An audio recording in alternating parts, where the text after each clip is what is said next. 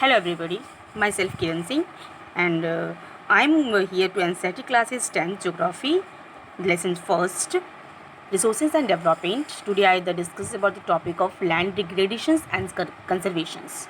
I also clear about the previous classes, how to patterns of this India for the land resources. Okay, so today जैसे कि आप सभी जानते हैं कि लैंड का एक बहुत ही इंपॉर्टेंट रिसोर्सेज है और इसका जिस तरह से यूटिलाइजेशन पूरी इंडियाज़ में हुआ उसके बारे में मैंने प्रीवियस क्लासेस में आप लोगों को बताया है। लेकिन उसी डे बाय डे देखा जा रहा है तो बहुत सारे डिग्रेडेशंस है होती जा रही है लैंड्स की, और ये बहुत ही चिंता का कारण हो सकता है हमारे लिए। तो सबसे पहले हम डिस्कस करेंगे कि इसके कॉजेज़ क्या है, ठीक है।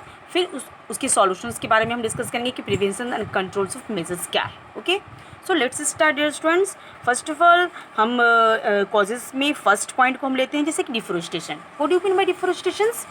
इसको डिस्कस करने से पहले हम मीनिंग को समझते हैं।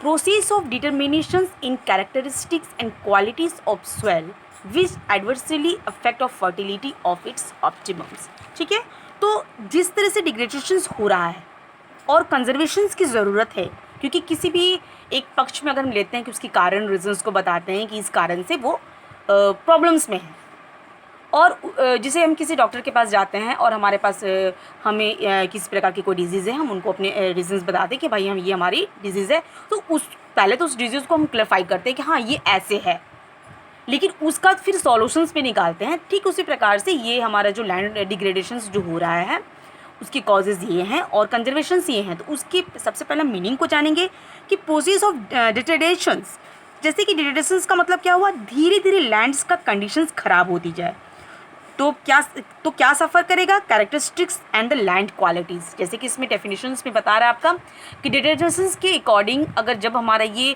इसका ख़त्म होगा तो सबसे पहले इफेक्ट हमारा किस चीज़ से पड़ रहा है, सफ़र क्या कर रहा है, कैरेक्टरिस्टिक्स एंड लैंड क्वालिटीज़।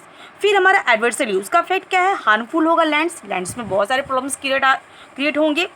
और फर्टिलिटीज ऑप्टिमम, इसका मतलब क्या हुआ कि किस प्रकार से अफेक्ट होगा सॉइल की फर्टिलिटीज़ पर और उसके ऑप्टिमम पर। इसका मतलब हुआ कि सॉइल अपने आउटपुट बेस्ट दे सकता है बट वो अब ख़राब हो चुका है या फिर उसको डिग्रेडेशंस हो रहे हैं, जिसके कारण से वो अपनी क्वालिटीज़, इंपॉर्टेंस और क्वालिटी सारी चीज़ वो खोती जा रही है। So dear students, let's start for this topic of first of causes of deforestation. Okay, now to the come to the point of deforestation. अब ये डिफॉरेस्टेशन क्या है, जैसे कि हम लोग जानते हैं कि डे बाई डे जो पेड़ की कटाई होती जा रही है, जो इसके कारण से क्या हो रहा है, स्वेल डिग्रेड हो रहा है। अब स्वेल डिग्रेड कैसे हो रहा है, जैसे कि कोई भी पेड़ वगैरह अगर हम लगाते हैं तो वो क्या करते हैं, स्वेल्स को हाइड करके रखता है, उसकी जो जड़ें होती है वो स्वेल को हाइड करके रखता है, वो पकड़ा हुआ रहता है। लेकिन इस पेड़ के कटने की वजह से वो क्या होता है, स्वेल्स की जो वो ख़त्म होती जा रही हैं। तो डिफॉरेस्टेशन सबसे मेन कॉजेज़ है हमारे सामने। अगर इसकी सॉल्यूशंस में जब हम जाएंगे तो क्या कर सकते हैं जिसको कि इसको बचाया जा सकता है।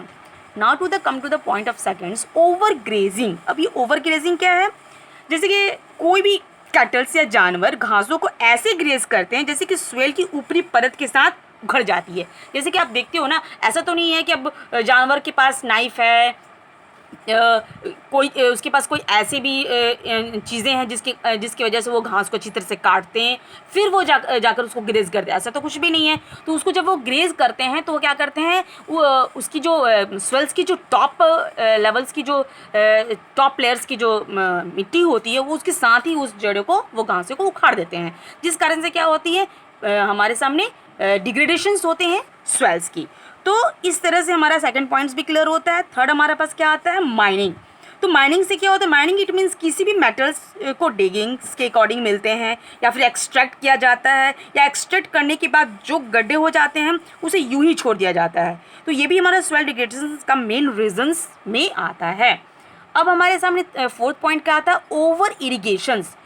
अब ओवर इरीगेशन से आप क्या समझते हो, यही एक ऐसा रीज़न है जहाँ पे वाटर्स के इरीगेशंस के कारण ज़्यादा ही फ्लो करता है। जैसे मान लीजिए कि पंजाब ले लेते हैं, हरियाणा ले लेते हैं, वहाँ पर आप पानी की बहुत अधिकता होती है तो क्या होता है कि वो उस तरह से उसको खुला छोड़ देता है लोग, तो वो उससे क्या होता है कि वो मिट्टी को बहाकर लेकर चली जाती है और स्वेल के बहने के साथ उसकी फर्टिलिटी एलिमेंट जो होती है वो भी उसके साथ चली जाती है, तो स्वेल एल्काइन हो जाता है। इसमें एल्काइंस का मतलब क्या हुआ, केमिकल्स कंपोजिशंस बढ़ने लगता है और इस कारण से भी हमारा लैंड डिग्रेडेशंस होने लगता है। सो डियर स्टूडेंट्स, ये हमारा कॉजेज़ जो था वो क्लियर हुआ। अब जब हमारे पास कॉजेज़ हो गई तो उसके सॉल्यूशंस भी तो समझना चाहिए। तो सॉल्यूशंस क्या है हमारे सामने, तो सब सॉल्यूशंस को समझने के लिए सबसे पहले हम लास्ट पॉइंट को क्लियर करेंगे, मिनरल प्रोसेसिंग इंडस्ट्रीज़। और मिनरल्स प्रोसेसिंग इंडस्ट्रीज़ कैसे हुआ, जैसे कि कोई भी एरियाज़ जहाँ पर मिनरल्स प्रोसेसिंग हो रहा है, जैसे कि सीमेंट एरियाज़ को एमपी को ले लेते हैं, तो वहाँ पर क्या होता है, वो मिनरल्स प्रोसेसिंग किया जा रहा है, उसके कारण वेस्ट एमिट करती हैं, जो एटमॉस्फेयर में फाइन पार्टिकल्स जो होता है मिलना चालू हो जाता है और वे ज़मीन पर डिपॉजिट होने लगती है। ओके, तो स्वेल्स का लेयर जो होता है डिग्रेड होने लगता है। कैसे होता है, क्योंकि उस पर क्या होता है ना कि वो पूरी तरह से वो बिछ जाता है ऊपरी परत, तो वहाँ की जो जो स्वेल की जो उसमें जो साथ ले जा रहे हैं उसकी जो वहाँ पर परतें जो जमा होती जा रही है वो क्या हो रही है, देर दिस वो बिल्कुल मिट्टी को क्या बोलते हैं वो कंप्लीटली वो ख़राब करती जा रही है। तो वो भी हमारा एक बहुत बड़ा रीजंस है। So there is some causes of land degradations. ये जितने भी मैंने कॉजेज़ बताया आपको, ये लैंड डिग्रेडेशंस का सबसे इम्पॉर्टेंट कॉजेज़ है। अब हम देखते हैं कि इसकी सॉल्यूशंस क्या है। सॉल्यूशंस की तरफ हम ध्यान दें तो prevention and control of measures. अब इसको हम कैसे कंट्रोल करेंगे, क्योंकि अगर हम इस चीज़ पे कंट्रोल नहीं करेंगे तो डिग्रेडेशंस के कारण हमारे सामने बहुत ज़्यादा ही प्रॉब्लम्स आने लगेंगे। सो सबसे पहले हमारे पास क्या आता है, इसको मैंने 4 पॉइंट्स में क्लियर किया है, क्रॉप रोटेशंस। सेकंड क्या है, use organic measures. And third क्या है, afforestations. And last one, proper management of waste. अब हम लोग फर्स्ट को क्लियर करते हैं कि फर्स्ट हमारा पॉइंट क्या कह रहा है, जैसे कि क्रॉप रोटेशंस। अब क्रॉप रोटेशंस क्या हो गया, जैसे हम सब डिफरेंट क्रॉप्स एक ही फील्ड में ग्रो करते हैं। ओके, क्योंकि कोई भी ऐसे तो नहीं है ना कि हर क्रॉप्स के लिए एक अलग अलग फील्ड बनाई गई है। भाई हमें अगर यहाँ पर वीट ग्रो करेंगे तो यहाँ पर हम राइस नहीं कर सकते हैं, राइस करेंगे तो कोई वेजिटेबल्स नहीं कर सकते हैं, ऐसा तो नहीं हम सिस्टम्स बनाया गया। तो हम किसी भी फील्ड्स में अगर एक ही फील्ड्स में डिफरेंट प्रकार के क्रॉप्स जब हम ग्रो करते हैं, क्योंकि हम एक क्रॉप्स अगर सेम फील्ड में लगाते हैं तो उस फील्ड की जो स्वेल की जो न्यूट्रिएंट्स पार्टिकल्स होंगी, उसकी जो कैपेसिटी होगी वो डेफिशिएंसी न्यूट्रिएंट्स वो इंक्लूड कर जाएगी। ठीक है, तो वो लिमिट हो जाएगी। तो हम लोग क्या करते हैं कि उसके एक ही फील्ड में विभिन्न प्रकार के क्रॉप्स को लगाते हैं। तो इससे क्या होता है कि न्यूट्रिएंट्स डेफिशिएंसी जो होती है वो एक पर्टिकुलर्स ना होकर, एक लिमिट ना होकर, उसके पास वो हर के लिए उसके पास पावर होती है कि वो हर चीज़ को वो ग्रो बहुत अच्छी से कर सके। So this point is clear. ये भी हमारा सबसे बड़ा रीजंस है कि क्रॉप रोटेशंस अगर करें तो हमारी जो सॉइल्स की जो फर्टिलिटी है, न्यूट्रिएंट्स है, उसको हम लोग गेन कर सकते हैं। लेकिन जब हम क्रॉप्स रोटेंस करते हैं तो सेम फील्ड को वो सॉइल्स रिप्लेंट्स होकर वो न्यूट्रिएंट्स में गेन कर जाएगी और इस तरह से हम लोग प्रिवेंशन करके उसको कंट्रोल किया जा सकता है। Now to the point of second point हमारा क्या है, यूज़ ऑर्गेनिक मेजर्स। नाम से लग रहा है हम लोगों को, जैसे कि variables well to chemicals fertilizations and manure is harmful that so use for the organic method. So dear students, अगर हम कोई भी केमिकल फर्टिलाइजर्स और मैन्यूर्स का यूज़ करते हैं तो वो हमारे सॉइल्स को हार्म करता है। तो हमको वहाँ पर क्या करना चाहिए, वहाँ पर हम लोगों को ऑर्गेनिक मैन्यूर्स का करना चाहिए, यूज़ करना चाहिए। It means to chemicals harms करता है, तो सॉइल को हम ऑर्गेनिक मैन्यूर्स प्रीफर करें तो उसकी सारी न्यूट्रिशंस बनी रहेगी। अब हमारे सामने थर्ड पॉइंट्स क्या आता है, एफोरेस्टेशंस। जैसे कि डिफोरेस्टेशन इट मीन्स पेड़ की कटाई। Afforestations what do you mean by, it means to plantings of trees. हम लोग ट्रीज को कैसे लगाना है, इसकी वजह से जो स्वेल की जो बैंडिंग रहेगी वो स्वेल एरोजन्स ना हो पाएगी और स्वेल की जो न्यूट्रिएंट्स है रेस्ट ऑफ लैंड्स में डिग्रेड नहीं हो पाएगी। तो ये अगर हम करते हैं तो ये हमारे स्वेल्स सॉल्यूशंस के लिए थर्ड पॉइंट्स बहुत ज़्यादा मैटर करता है। And then now the last point of proper management of this wastelands.